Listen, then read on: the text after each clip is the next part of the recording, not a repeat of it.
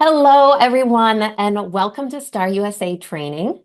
Today is Tuesday, June 10th, and I'm so excited to welcome Lawrence Jones. He's the trade advisor with the Miami Valley Small Business Development Center. And today we're talking about using AI in global trade. And I'm very excited for this conversation. Whether you are joining us live today or you're watching the recording, welcome. We are so glad that you are here. If you are here live, say hello in the chat. Let us know where you're joining us from. Lawrence and I are both in Ohio today, and so we're really excited to hear where you're from. And if you're on LinkedIn as well, connect with us over there too. We love staying connected and engaged after the webinars as well. Today's session is being recorded. If you registered for the event, you'll receive an email in the next couple days with a link to the recording and the slides and any of the resources we discuss here. And if you're watching us on YouTube, you can head over to our website and find the slides and resources there as well.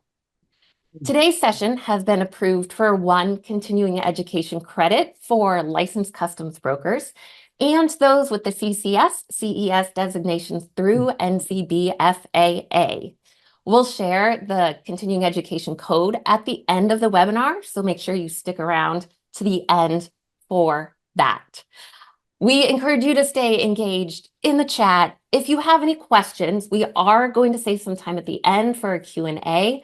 Please drop your questions in the Q&A feature.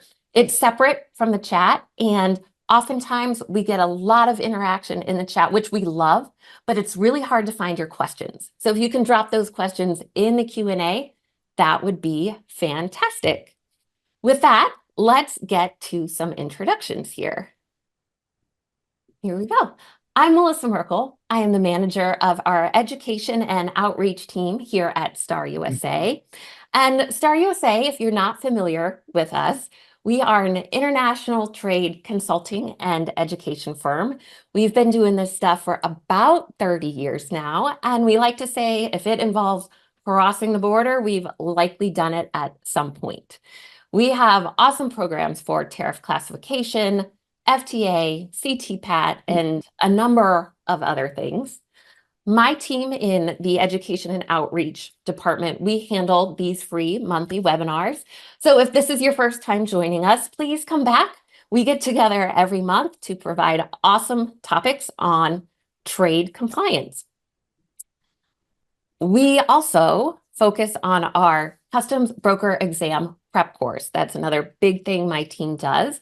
If you or anyone you know is planning to take the customs broker exam in October, our next course is starting soon. In fact, it starts here at the end of June. It's a 16-week course preparing for that exam. So if you have any interest or have questions about our course or any of the other services we offer, please reach out. You can reach us at train@starusa.org through our website or any of the ways you can reach us.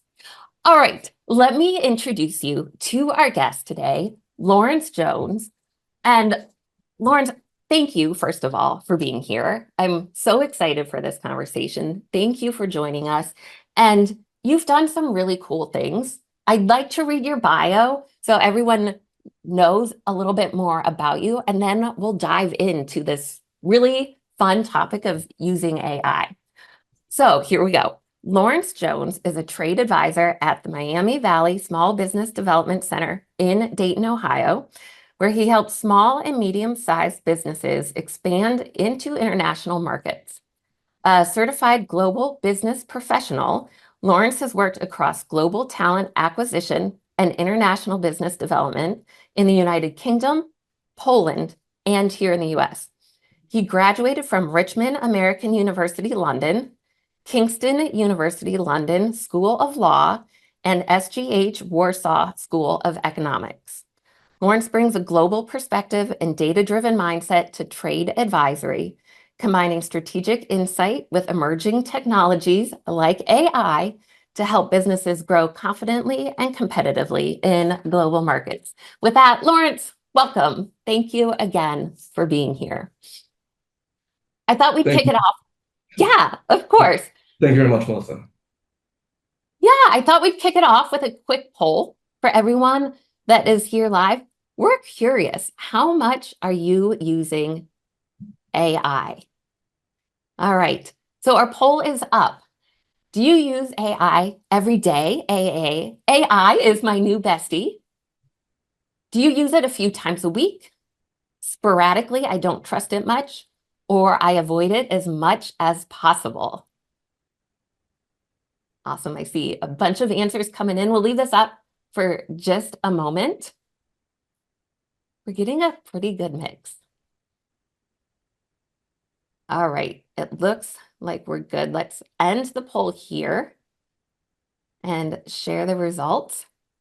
So as you can see, we've got a good mix. About 21% is every day, 41% at a few times a week. So that's our biggest crowd. Some say sporadically, I don't trust it, and then 15% are avoiding it altogether. So it's a really great mix. This is going to be a really fun conversation. All right, with that, I am going to be quiet. And Lawrence, I am going to turn this over to you. Tell us everything we need to know about using AI in global trade. All right, Melissa, thank you very much once again, and thank you very much to Star USA Incorporated for having me here today. Um, AI, I'm sure everybody has come across this topic. Some people probably have it on your phone, on your computer. You've engaged with it in some way. Specifically today, we're going to talk about global trade in relation to AI and specifically using it within global trade. A lot to unpack here. I don't know where everybody's coming from in terms of a baseline knowledge or usage of that. That poll we just did kind of gave me, a little overview of the perceptions of it. But in terms of, you know, actually applying it to your workload and your workflow on a day-to-day basis, that's a totally different conversation and one I'd like to start rolling the ball on here. My purpose of this conversation is not to teach anybody how to code, give any too technical advice. It's to move the conversation, to let you know how AI can be applied, how it is being applied, how it's permeated society, it's permeated industry, and I want you to take a sober look at it in terms of what you think it can do for you, what you think it cannot do for you, and how you think you should address AI. I think if anything, you should be doing something. You may not want to apply it. You need to learn about it. And you need to learn about how it's going to affect you, particularly in your life, in your business, and in society. So with that, let's get into the agenda. I'll walk you through kind of what I'd like to address during this conversation. So first, the rise of AI. It's unavoidable that AI is here. It's been adopted across industries, including for our purposes, global trade. Um, AI and global trade operations. The second thing we're going to go into, talking about real world examples. You may not be using it, but it is being utilized in many, many different areas of global trade. We'll talk about forecasting, market entry, logistics, risk, customer service, and marketing. Then going to go into something that I'm sure all of you, for the most part, have touched on a bit, if nothing else in your personal lives, chatbots, LLMs, things like ChatGPT, Claude, Gemini, and a few others that you may or may not have heard of. I'm going to talk about what they offer, the risks, safe usage, and offer you some resources that you can go on and further educate yourself on this topic. Moving into closed AI systems, some of you may or may not know about these, what their advantages are, their disadvantages, and how I believe that this is what's going to be leading the revolution, if you will, of AI, is these really closed systems and what that future possibility would look like. And then finally, and perhaps most important for our discussion here is, building that AI capacity in your business. What does domain expertise even mean these days with AI? Continuous learning, if you're going to be using it, if you're going to be learning about it, or attempt to know more about it, you're going to have to learn continuously. AI models are being updated daily, weekly, monthly, annually. And with those updates are exponential growths and capabilities. So learning what you need to know and learning what you don't know, and key takeaways, and how to. I want to offer you a roadmap to start implementing some of these tools and to either go as far or as far to it or as far away from it as you want to. But for you to make that decision, I don't want to evangelize for any particular technology here, any particular service or application. I'm going to be mentioning some by name, simply so you know what their capabilities are and how they relate to our lives, and particularly within global trade. So let's get moving. I want to first walk you through what really is a new reality for business. This chart was taken from something that I hope all of you, with your time, are able to go look in depth more into. It's the Stanford 2025 AI Index report, going over everything you'd imagine in terms of AI perceptions, impact, and offering advice as well. But this right here, you see the share of respondents who say their organization uses AI in at least one function. You see a dramatic rise over the period of time from 2017, with some ups and downs there, but from that time, the progression is clear. It's going up, with 78% of companies utilizing that. And since I believe the fall quarter of 2022, when OpenAI ChatGPT came out, and you see that chart from 2023 to 2024. It's just a straight line going up. There's been no dips in that. It's the progression of the use of this technology is unavoidable. Next slide, please. Another reality. So we had reality for businesses and their adoption. And now let's look at the reality for workers. The global opinions from the same study, mind you, of that 2025 AI Stanford report.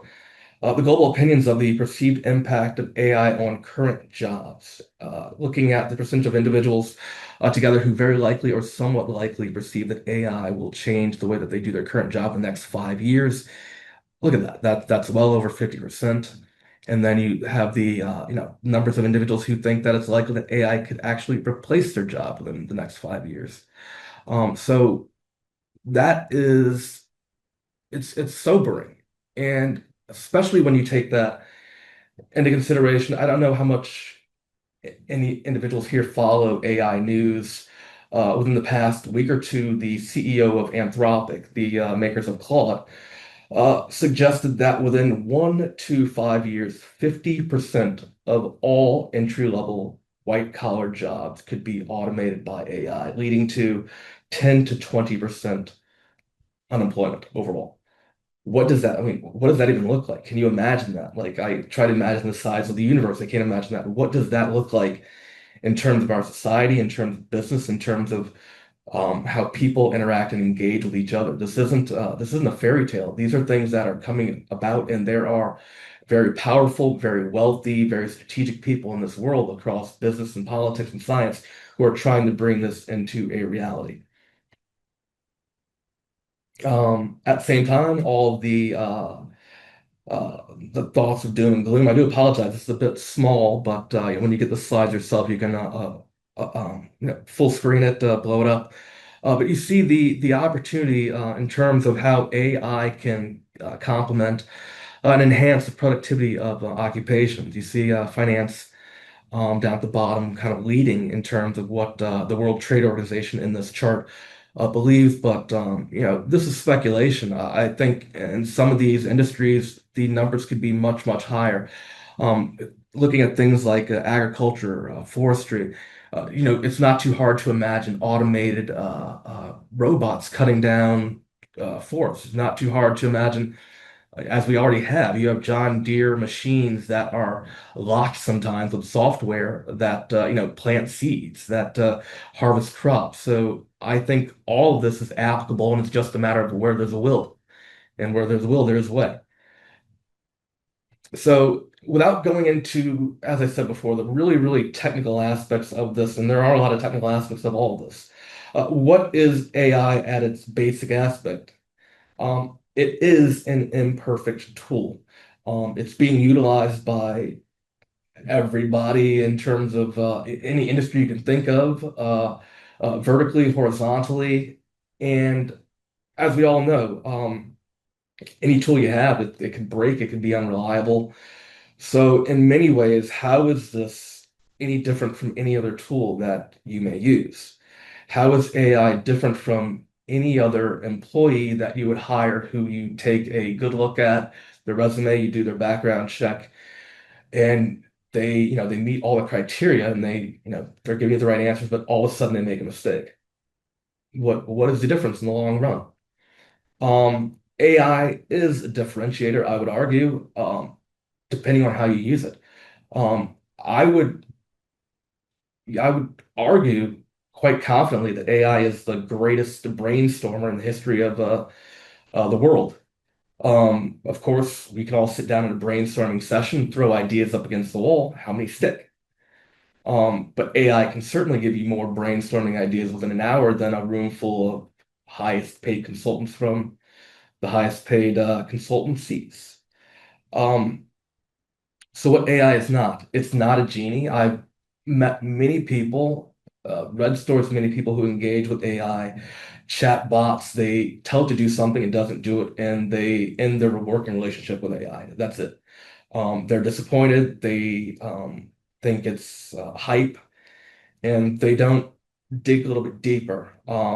And given the fact that AI is not going away, isn't it worth your time to dig a little bit deeper and to learn how these things work?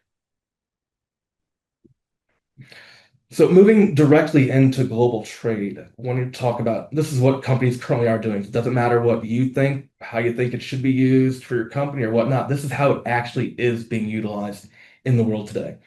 Forecasting demand and inventory, market entry, selection and entry strategy, logistics optimization, trade risk analysis, customer service, and aftermarket support. And I think probably most obvious and the most immediate impact AI has had so far is on global marketing. So, going to take these step by step here. Forecasting demand and inventory, looking at what AI is able to do in terms of adaptive inventory intelligence, able to improve accuracy, reduce waste, adapting in real time, smarter inventory decisions, resulting in better outcomes for businesses and for customers.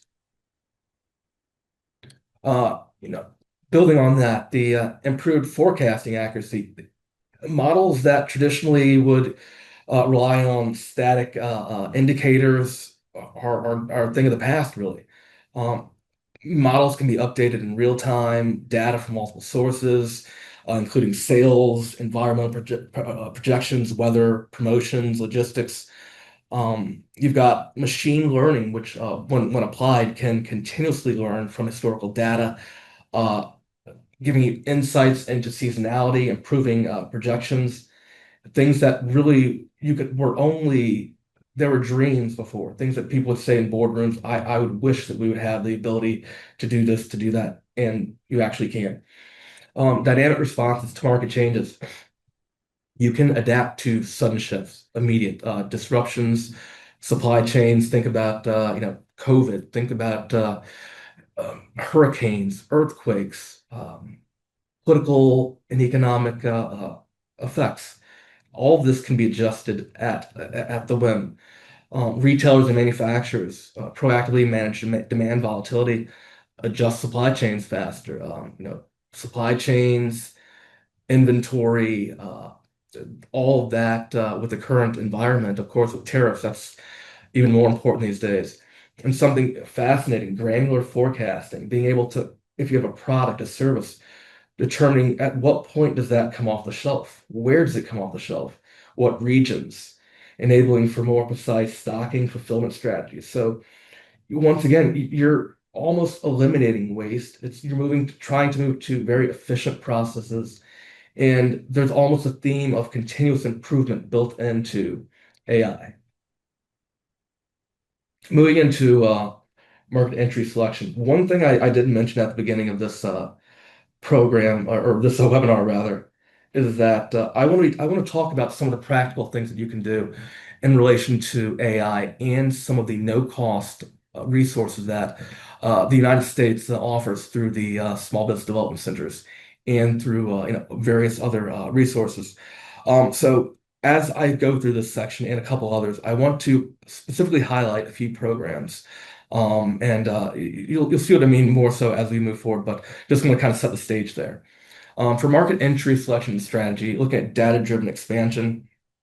AI, analyzes economic, regional, behavioral data, once again in real time, giving optimal market entry decisions faster and more precise than traditional methods. So dynamic market selection, what does that really mean? Once again, shifting from static rankings. Nothing is really done in, like nothing is static anymore. Everything is real time. You're able to see how things evolve and with data. Uh, Models evaluating variables, GDP, political risk, consumer behavior.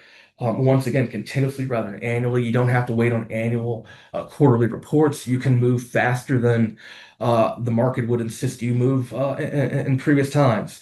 Once again, that granular segmentation, this time of the markets, helping companies move into insights that are so particular that can really help your success, can help determine your success.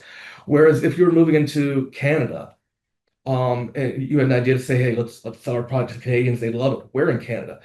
Quebec is quite different than selling to British Columbia, selling to Yukon, selling to New Brunswick, going to England, selling to or United Kingdom, selling to London is different than selling to Birmingham, selling to Manchester. There are different markets in different countries, and every market has, if you will, different markets inside. So being able to really narrow down on where your product or service would best fit, and getting data that proves that point. Um, and once again, analytics for entry timing. Machine learning identifies the optimal windows for you to move in. Seasonality, imagine if you're selling certain clothes or products that are affected by demand due to weather, due to months of the year. You can have a very good determination of what times to move in, if you can move in sooner, what variables might affect those decisions as well. And more on market entry, scenario testing, simulating multiple strategies, predicting possible regulatory, logistics, and consumer responses and risks that may arise. And really, what's great about this multimodal data fusion, meaning combining data from different sources, um, news, social media, regulations. If you have a politician on social media opining about different regulations, tariffs, or anything, you can factor that into your export decisions. As will that affect you positively, negatively? Are there any aspects of your strategy that need to be modified based on these real world activities? So how can you apply this? In the state of Ohio, we have something called the International Market Support Program, IMS, and I believe that every state has something to the equivalent of it. And the key features of this program are the international business matchmaking. So we have a company, imagine having a company that wants to sell their widgets in Germany. We can help them reach out to consultants. Well, we have consultants in over 125 countries, Germany being one of them. The consultant will go over the profile of the business with the owners and the individuals in charge who are going to be partaking in this IMS, what they're looking for in terms of customers, distributors, giving them kind of the lay of the land and going out and actually helping them identify and capture some of these possible customers. The ceiling of the deal, if you will, is on that's on the company itself, but we can get you in front of potential customers and give you more exposure. And this is a no cost service that's offered. And oftentimes, when we do have companies come to us, not always, but sometimes we have companies that are interested in going to France or to China or India. because it may be a hot market. It may be something that they've heard about, their products selling well, similar products are selling well there. And so they may not know that much about it, but they know it's a quote unquote great place to go. Um, Next slide, please. Using AI combined with IMS, you can arrive at our consultant's desk or at a Zoom meeting with them much more well prepared. I would like to suggest a five-phase approach really for this. Use the LLMs, ChatGPT, Gemini for your initial country research. Start getting as much info about it as you can, the culture, the news, the entertainment, know a little bit about it to familiarize yourself with it. Then start doing more, business related focused things. What relevant HS codes do you have that apply to that country? Start analyzing data, combining it with other official data sources, and then run an AI powered export readiness self-assessment. I could tell you, but what to do, but I couldn't tell you what to do. There are certain things that, of course, you want to make sure that you're looking at, but companies are industry specific, specific to what they're doing, what their strategy is. So you would be best to do that readiness assessment for yourself and figure out what do you need to go global. Ask around, do that research, aided by ChatGPT. And the IMS preparation, once you decide that this is maybe a resource that you want to utilize, draft your customized matchmaking profiles. Sometimes the consultants will ask a company, describe yourself. How do you see yourself in the market? You're better able to position yourself, and the consultants can better represent you and go after the fish that you're looking to catch in that market. Generate smart interview questions for the consultants before you even meet them. Build partner and distributor research lists. Do your own due diligence before you even get on the phone or get on a call with an IMS consultant. Matchmaking and cultural preparation. Analyze the matches that you're given from IMS through ChatGPT. There are many ways to do this. Do some research into how to do this. Use AI for cultural role play and negotiation practice. You may know some of the push-pull reasons that a company may be looking for your product and may be engaging with you. Throw those into the chat with the AI chatbot. See what comes up that you may not have even thought of. Once again, prepare multilingual email drafts and talking points. It may not be perfect. You may at some point down the line engage with a trained translator, a certified translator, or somebody who is fluent in that language. But it's going to put you so much further ahead of the game than where you were and give you a sense of confidence. Phase four, trade show and visit preparation. Using AI to generate market brochures, digital trade show content, AI for FAQs and sales scripts, translating materials, using AI, researching past and future attendees. This is an awesome tool you can use. There are many websites that host, a list of events. They have the attendees, the past attendees. Put that information you can sort it out certain ways, the websites of the attendees, the industries, et cetera, how they would match you, your company, what you're looking to sell. You'd be very, very surprised at what type of insights you get back. Five, if you're going to do all this, you got to follow up, you got to track it. Summarize your meetings with AI note taking, draft follow-up emails, and build simple AI-powered CRM and ROI tracking dashboards. Tracking is bolded and underlined there. If you're using AI and you think you're going to get some benefit from it, what is the benefit of it? Track it. You have to be able to really determine what is, what the changes are, what the efficiencies are, or if it's the complete opposite. You really need to justify this. And really, the last point about this particularly, AI, it doesn't replace IMS. It's really supercharging it. It's preparing companies to be more effective with the IMS support. And if you've done IMS before, you probably didn't use it in collaboration with AI. Try it again, see what your results are. Moving into logistics, smart supply routing, automated warehouses, reducing delays, boosting speed, accuracy, customer satisfaction. I see we have a point about classifications there. Yes, once again, Uh, Great point. This is a guide, and I would not at this point rely on AI to give you any type of definitive classification. It's a starting point, and do your, once again, due diligence is a huge part of this presentation. At every step of this, do your due diligence on this. If you know that you have something that depends on regulations compliance, make sure you know what those regulations are. And if you are using AI to assist, make sure you do your due diligence that matches up with that. But great point there. Moving into route optimization, AI identifies the most efficient delivery routes, real time, analyzing traffic, weather, delivery schedules, reduces fuel consumptions, um, improves on-time performance, enhances customer satisfaction. Predictive maintenance. Yeah, for if you have a fleet, there are software services that can tell you how often you can go for repairs, service. If you have machines that do production, how long you can go between shutdowns and repairs. So minimizing downtime, extending fleet life, machine life, product line, and yeah, increasing efficiency and return on value. Warehouse automation, AI robots, algorithms streamlining inventory, picking, packing, sorting. Just look at what Amazon's doing. That's clear enough what they've been able to build an empire out of warehouse automation.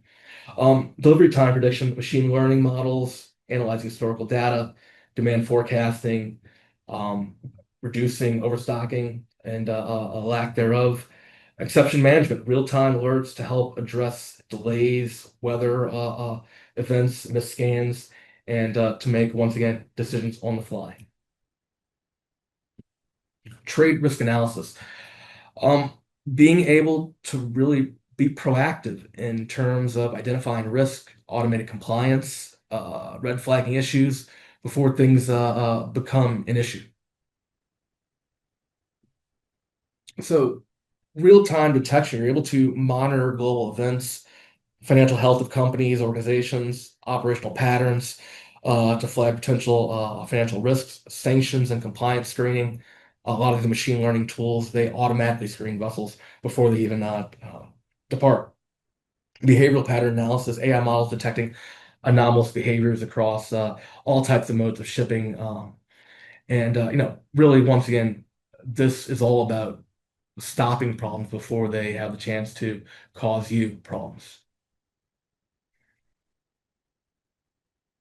And moving forward into detecting illicit shippings, predictive risk modeling, certainly that what if scenario. So before you have to do something to say, okay, we'll see if it works out, you can model to see what would be the result of that, or if you do still want to move forward, what other things can you do to cover all your bases and make sure that you're not putting yourself and your company at any type of compliance risk. And automation, a lot of documentation is going, well, it's mostly online now, all of it. But there are services that can automate all of that for you instead of having to type all of the stuff in, scanning it, keeping track of it for any potential audits, and making sure that you, once again, are completely compliant. One thing before we do move into customer service, regarding that risk, a lot of the risk comes from types of payments that companies are willing to extend, terms of payments that companies are willing to extend to others. A good resource, one that didn't include in this presentation, are my partners at the Export Import Bank of the United States of America. They help with trade risk financing, and certainly looking at some of their programs, have a call with them, see what they offer, run those possibilities into your AI model, see how that can help you with your business, and see how it may help you open up new markets. So with customer service and aftermarket support, really intelligent engagement with your customers, enhancing responsiveness, lowering support costs, helping businesses empathetic multilingual service, and global scale. 24/7 support. You're never offline. The ability to follow up with customers in different time zones across the world with whatever they need. Very fast, very scalable. From just dozens of users to thousands at one time, and multilingual. You can have a user communicating in Mandarin, getting their question answered, even though you don't speak that language. So it could really help you communicate, uh, be seen as more of a viable option to individuals in countries that do not speak your native language. And empathetic, context aware. Many times, I'm sure everybody's had an instance with a customer service rep where you need somebody just to be a little bit understanding about something that happened. And this you're able to do that more fastly with chatbots and the cost efficiency there. And that's something that companies are really going to have to determine that cost efficiency. Where do you save that? Where do you spend that? Do you reduce headcount? Do you increase headcount? Do you train your employees? That's the decision that companies are going to have to start really making in the coming days and no, days, but years, depending on how fast this moves, of course. But global marketing, adaptive global engagement. Um, as I mentioned at the beginning, I think this is really the area where AI is shining at its brightest so far. Um, Personalized campaigns, cultural adaptation, trend forecasting, and really enabling brands to scale globally with precision.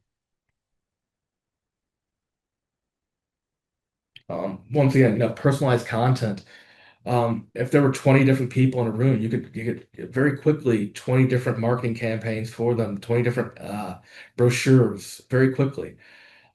Analyzing behavior, cultural trends across regions, as I said, smarter segmentation, machine learning, learning from your past decisions, forecasting what you may do, segmenting you on your behavior values, and really um, the ability to fine tune everything at such a turn the dial, which has to be fascinating and useful for anybody engaged in marketing. Real-time performance optimization, increased return on investment. So think about the cost of marketing campaigns for companies, millions of dollars sometimes. Think about the cost of producing a commercial, millions of dollars sometimes between equipment, getting a venue, hiring talent, editing, et cetera, paying for the commercial to be on TV. Um, you can with new tools in terms of video creation, in terms of being able to write scripts, um, you can lower this cost by hundreds of thousands of dollars. And there are well-known studies and reports about how companies have tried to, have made marketing campaigns and commercials on shoestring budgets utilizing AI. And so this is something that if you're not using this in your marketing department, certainly there are areas to win on the margins at the very least in terms of utilizing AI. And once again, that cross-cultural sensitivity that touches with the empathetic nature of these chatbots, which they can be used for. Um, you're able to break down barriers and to have your products, your services, um, have a resonance in areas that it probably wouldn't otherwise. You would have to learn the language. You'd maybe have to hire translators, individuals to even get your foot in the door. But with the basics of AI, you can get people in foreign countries that speak foreign languages to notice your creation. And once again, predictive analytics for global trends. There's a lot you can do with Google Trends and a lot of these other trend platforms and websites that combine with AI tools. You can get some insights that you just you would never have even thought of. So it's definitely worth using. So how to apply that in terms of marketing? Image. I think, once again, I believe every state has something similar to it through their STEP programs. It's an export grant program helping companies with reimbursable activities, such as exhibiting at trade shows, trade missions, compliance testing, and some other things. And certainly, you can utilize this to help you improve whatever type of marketing and trade show representation you would want to have. Next slide, please. So once again, five-phase approach, how to justify this. Use AI to justify your trip, the trade mission, uh, export readiness assessment, SWOT charts and gap analysis, detailed grant budgets detailing what you're going to be using the money for. In terms of optimizing use of image funds, looking at where your money would be best spent in terms of, at least in Ohio, we have $20,000 that you can spend, $10,000 reimbursed. So of that $10,000 that's going to be reimbursed, what is your best spend? Put those into models and in AI to see how that's really best going to help you. AI-driven trade show selection and targeting. Use AI once again. You have that list of attendees. Who's going to be there? Who should you see? Decide when to go. A lot of times you have the layout of the actual floor plan. Put that into AI. If you have a limited amount of time, plan your route. AI execution preparation, brochures. Once again, preparing all that marketing material, website content creation, cultural role play again.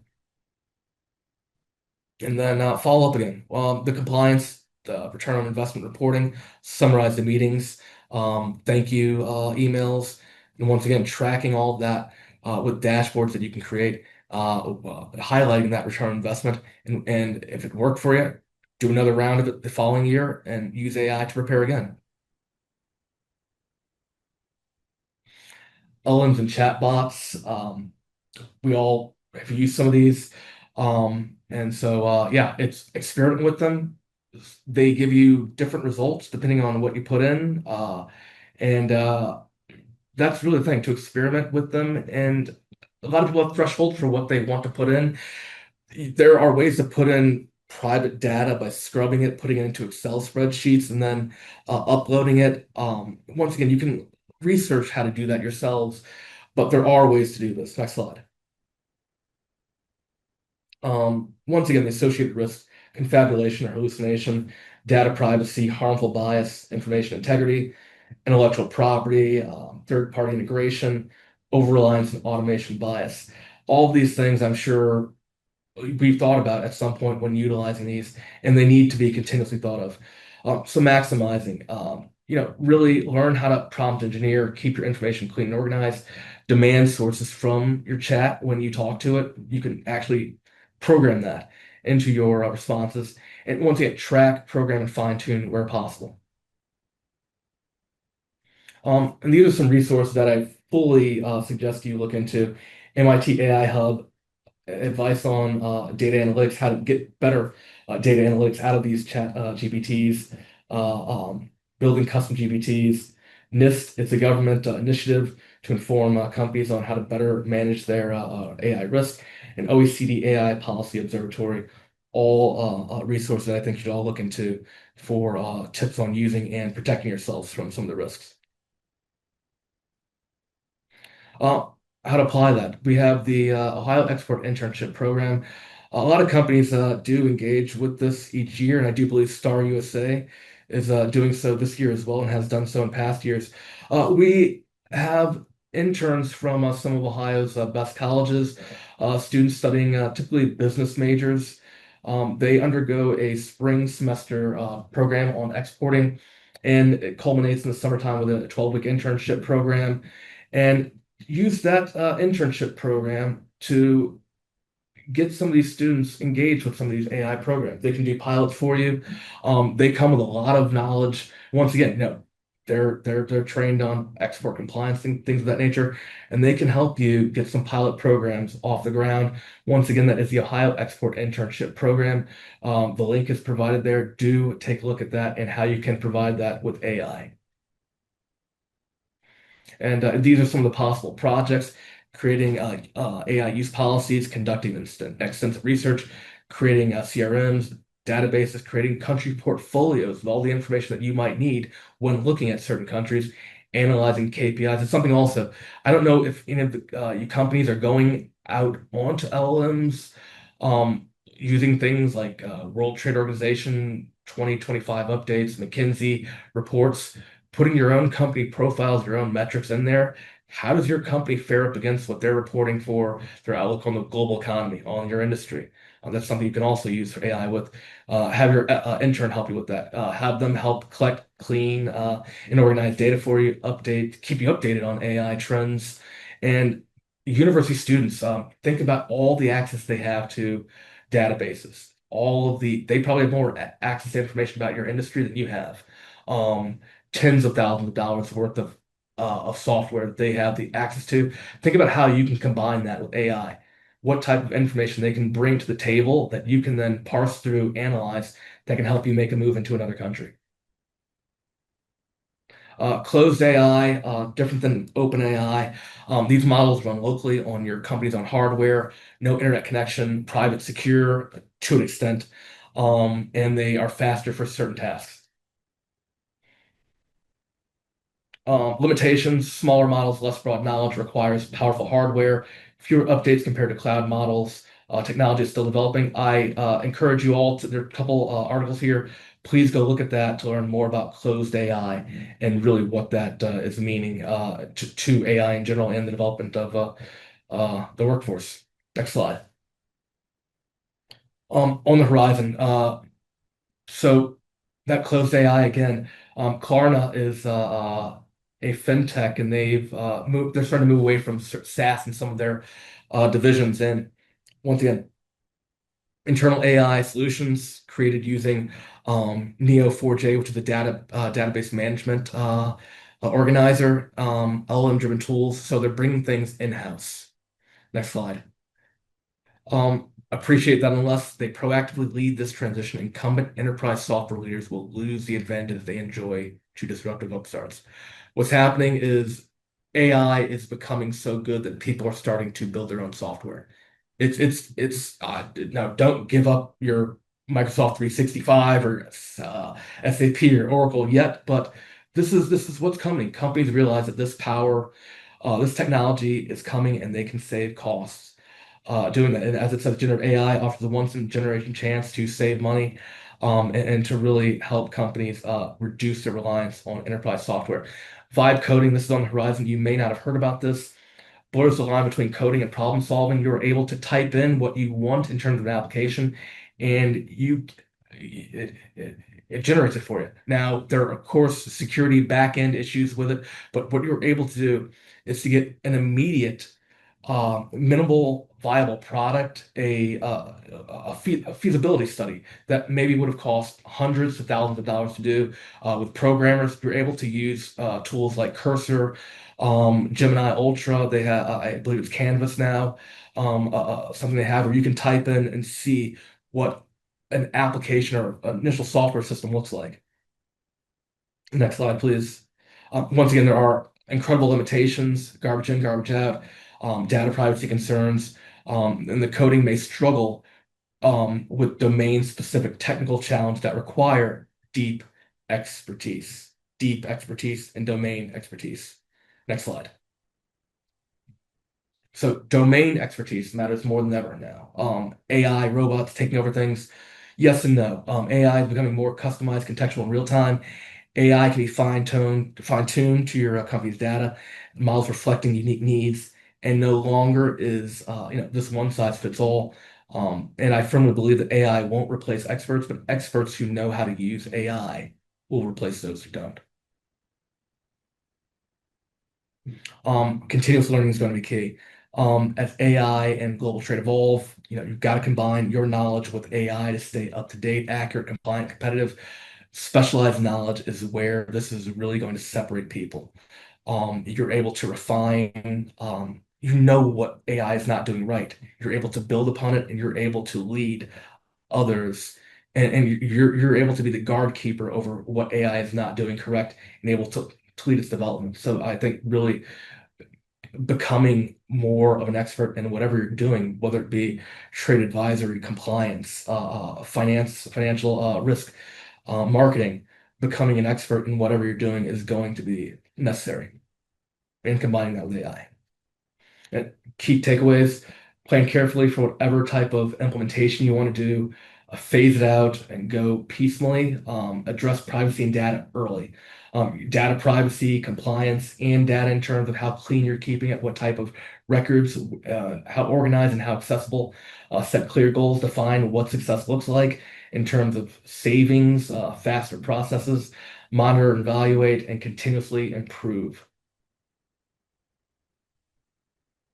And finally, evaluate your current and future capabilities. Identify where you think you could realistically go. Do you need to upskill your staff, hire specialized talent, reorganize workflows?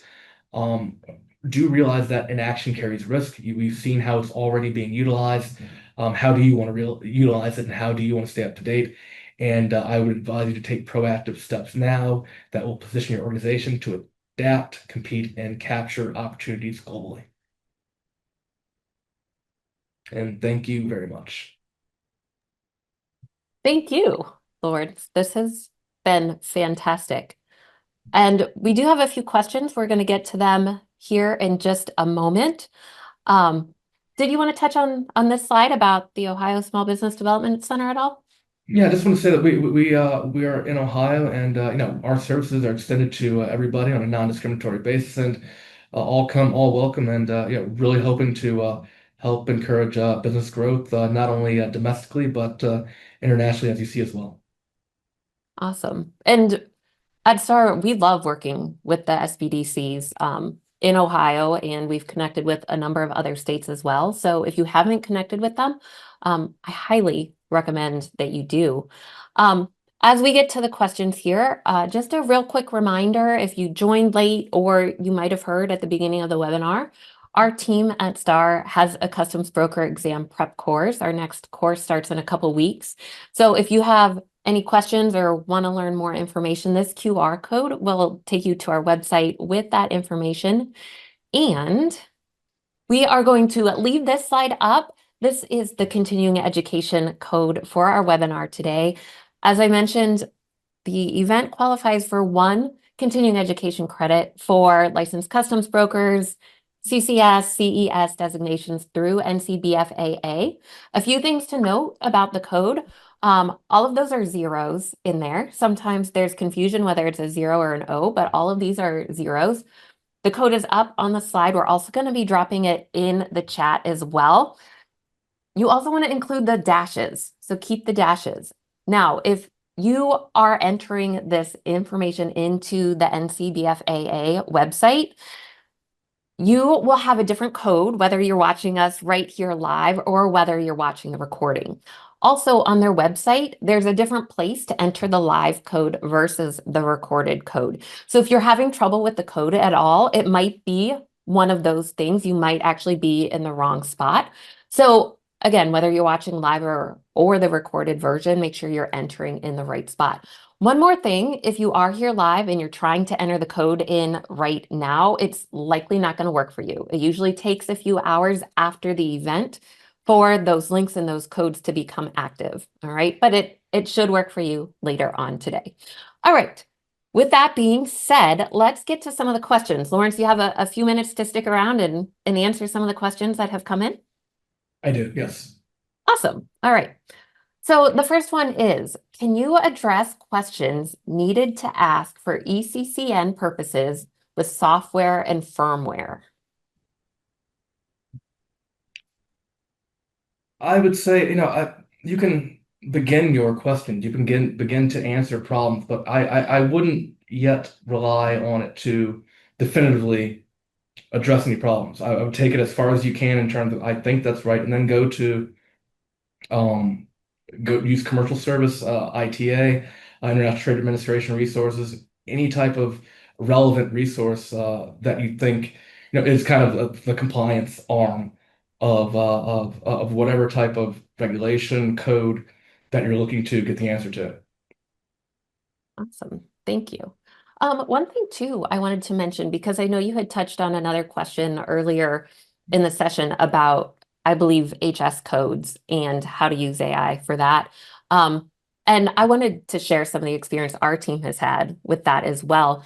There have been times that we've tested out AI. We are very careful. We do a lot of product classification, and so we we don't rely on AI at all, but sometimes we like to test it to see, how accurate it is. And there have been times that we've put things in there and gotten HS codes that don't even exist. So Yeah. be very careful when you're using it for certain things. And again, like rely on the experts and know how to use AI. Like Lawrence, you did a fantastic job talking about how to use AI with experts and some of the other programs that are out there. It's so important. And so I just wanted to touch on that. But let's get to our next question here. Um, all right, we got that one. Good morning, Lawrence. Do you use Growth Wheel? I'm trying to use some of its export worksheets with AI. I have not started using growth wheel. It's something I'm going to start using, but um, when you do it, yeah, please share how you're able to implement it. But there should definitely be ways to incorporate some data, whether it being linking it. I'm not sure if you're going to link it directly with some of the platforms, or if it's a matter of exporting data, scrubbing it into your own type of Excel sheets or whatnot. But directly, I don't know how to specifically do that with Growth Wheel.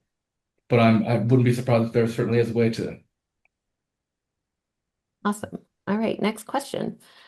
If we are exporting software that I think uses AI, what questions need to be addressed for ECCN purposes?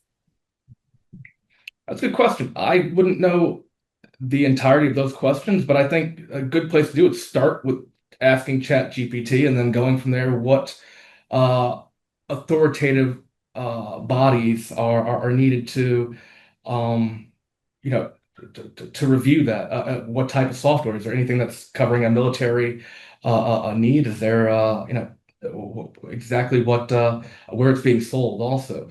So I would say, start with Chat GPT, and there are also some services from the United States Commercial Service. I would also invite you to engage with. They have a division related to e-commerce. I don't know how in depth they're going in AI. I believe they have a bit so far. So I would actually really advise you to check out U.S. Commercial Service and check out their e-commerce section because they may actually be touching on some information like that. Wonderful. All right, here is our next question. From a freight forwarding and customs brokerage perspective, how do you foresee AI-based systems managing the dynamic and jurisdiction-specific regulatory changes?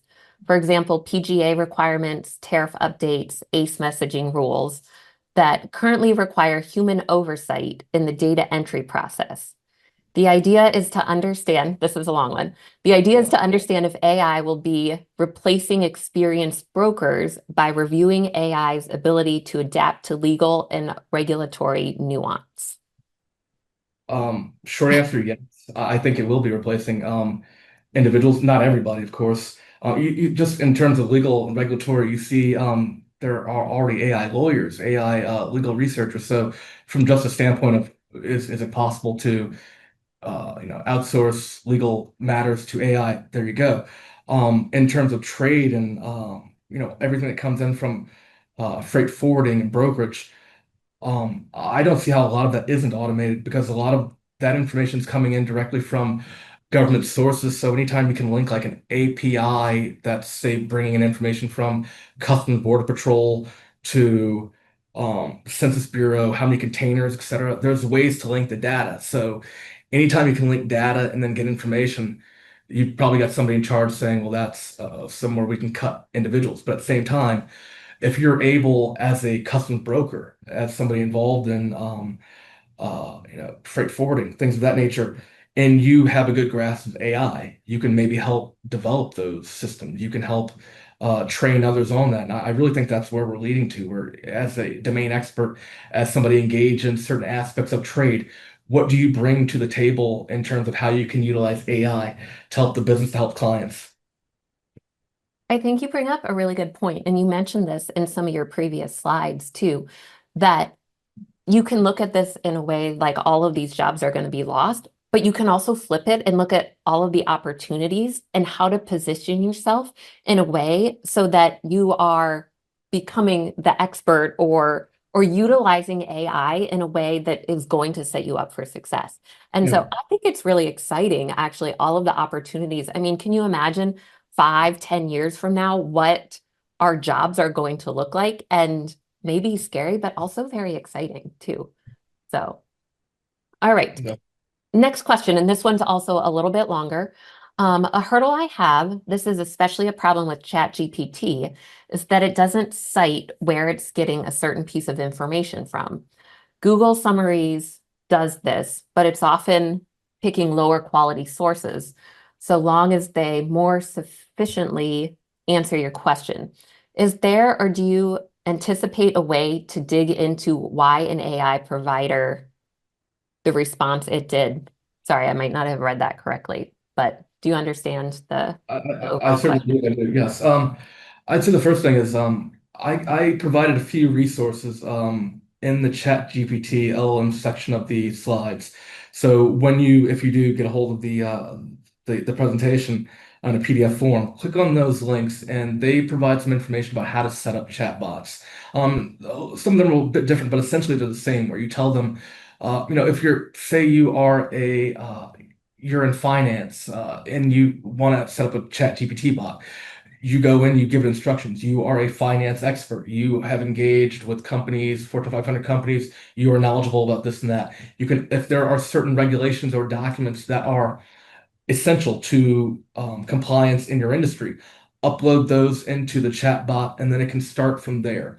And then in terms of guiding it on and responding to you with your sources, you tell it, please respond to me with qualified sources. All sources should be from newspapers or magazines or this or that. They should be from all sources that have been cited by scholars from this university or this or that. You can really fine tune. And even with that, you will still occasionally have some mix-ups, but it's really about fine tuning. And you do that by telling it you create it. You're kind of programming the bot. So whatever I think you mentioned you're using Chat GPT. There should be a section where you set up a GPT. You give it a personality. You can tell it how to respond. And as I mentioned, the files that you can upload with it that form part of its core knowledge base. And you can build on there. But those resources that I provided should be a good starting point to further answer that question for you. Wonderful, thank you. And I do see we're a few minutes over. So for those of you that are still sticking around, thank you so much for joining us. We've got 2 more questions to go. Lawrence, do you have a few more minutes for a I do, few yes, more? yeah. Yeah. Okay, perfect. If you have to go, thank you so much for being here. Let's get to these last few questions. All right, next one. Given the staggering advances we're seeing in the development of audio-visual generated AI tools, what kind of steps should or could be taken to safeguard against malicious users utilizing these tools to commit fraud? Um, Unfortunately, I think that a lot of that is out of our hands. I think that these are issues that have to be and haven't been so far addressed at a regulatory way. Just in my experience, living in Europe, they're well ahead of the game in terms of data security, the rights of the individual in terms of their image and likeness. And so I'd say it's going to take a lot of lobbying from citizens. Unfortunately, it's going to take a lot of incidents that happen that really solidify this concern and issue in the minds of citizens that this has to be taken care of. But without a proper regulatory framework, I really see what little you can do besides turning off your camera or putting, watermarks on every single picture you take or video. But even those can be removed. So, from a technical standpoint, I wish I knew what I could do. But other than that, this is something that needs to be. We need to hold our politicians accountable um, for this. I'm guessing we're going to hear a lot more about those issues in the Yeah. coming years for sure. Yeah. So, all right. Our last question is, which AI tool does market selection global marketing, etc. ChatGPT, how do we learn these applications? Can you recommend a training program? Um, I don't want to recommend a particular program just because I just don't want to vouch for one in particular, but there are many online organizations. I think Udemy, Coursera, that offer types of things like this. There are YouTube channels. There are great creators on YouTube that do this. I'll mention his name because he's a fairly public figure. Professor Scott Galloway from New York University. He became prominent during COVID, some of his writings and things like that. But he's really leaned into the application of AI in a commercialized form for businesses and having business leaders really take advantage of this. So I would recommend, if I had to recommend a person, it would be Scott Galloway, Professor Scott Galloway, to read some of his. He offers a lot of free information about that. I'd advise you to take advantage of that. And for the tools, it depends on what you want to do. Chat GPT is great. Gemini is great. Cursor AI is phenomenal. That's one of the vibe coding tools. If you don't know anything about coding, it can help you. It can tell you, advise you on what to download in terms of your development kit, your Visual Code Studio, Java Brains, IntelliJ. It can tell you exactly how to hook it up from 0 to 100. And once again, if you do start developing things like that, once again, due diligence and security is key. But for anybody who's ever wanted to be a developer or who's ever been curious about coding, this opens the door completely to you in a way that you can actually start to have an impact on your development teams. If you have IT, you can say, I want to improve this product, even though you not being a developer, you have knowledge of using computers, of using applications that certain things don't work or certain things do work better. Perfect. Thank you. I was unfamiliar with the code vibe coding. I hadn't heard that before.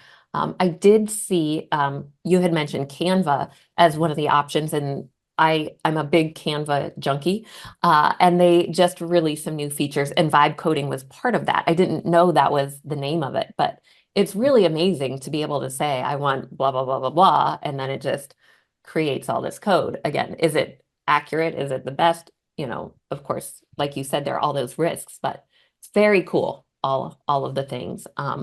Thank you very much for this training and for the recommendation of others as well. I know I've seen a few trainings too that walk you through like how to ask the best prompts and how to get the most out of using some of these tools. And so I think there's a lot more all of us are going to learn about this, but this has really been fantastic. Lawrence, thank you so much for joining us. For everyone that is still watching, thanks for sticking on and listening to all of the questions. Thank you for joining us. Reach out to us if you need anything. Connect with us on LinkedIn, and we'll see you again next month for our webinar in July. But thank you, everyone. Have a great day.